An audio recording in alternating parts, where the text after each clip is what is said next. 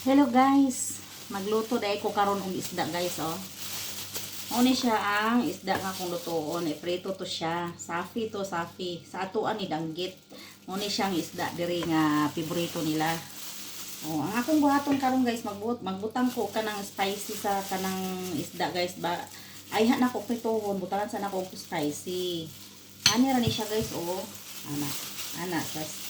Butangan ani siya kay nana ni siya asin tapos spicy niya yung pangkuan niya ba.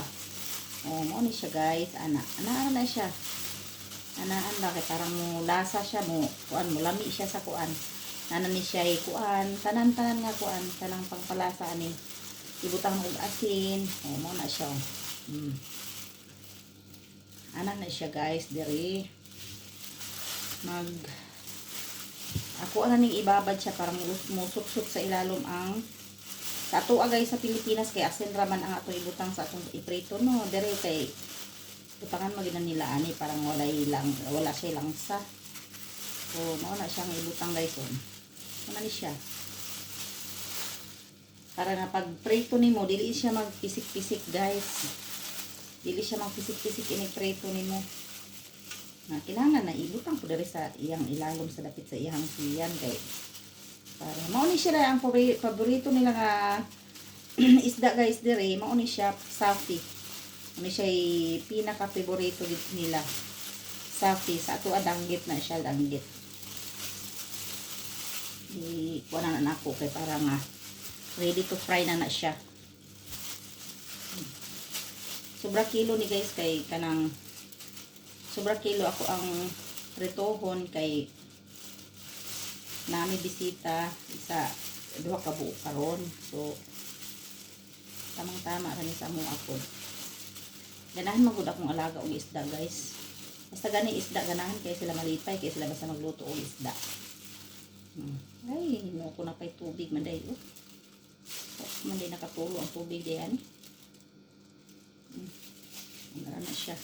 Ana na siya guys. Pangpalasa. Amo to sige so gisagol aning pangpalasa sa kuan na magid siya kanang kuan ba kanang kompleto na siguro siya kay lami naman. Murag na imagine na siguro ni siya. Inani ra guys kadali dahil pretohon na dayon.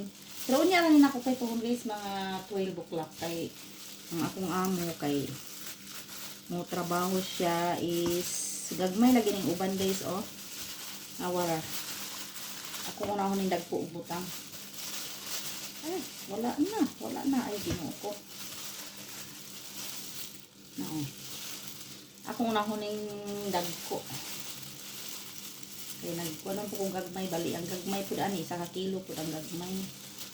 Na dili mangurot karon guys di ugma. Kauno na pud nako ugma. Muna siya. O, dire na pupos gagmay. Ana guys, oh, gagmay siya.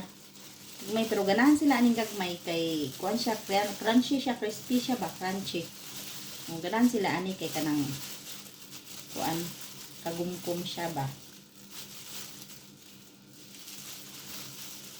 Gagmay po itong na-order sa kung amo kaduha niya, 5 kilo, raba ni siya.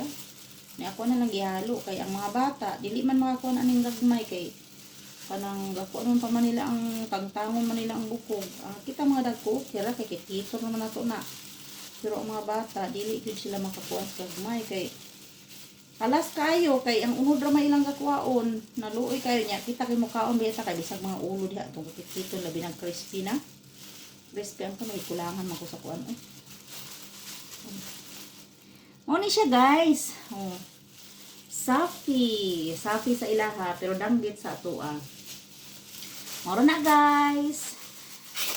Salamat. Thank you so much for watching. Bye-bye.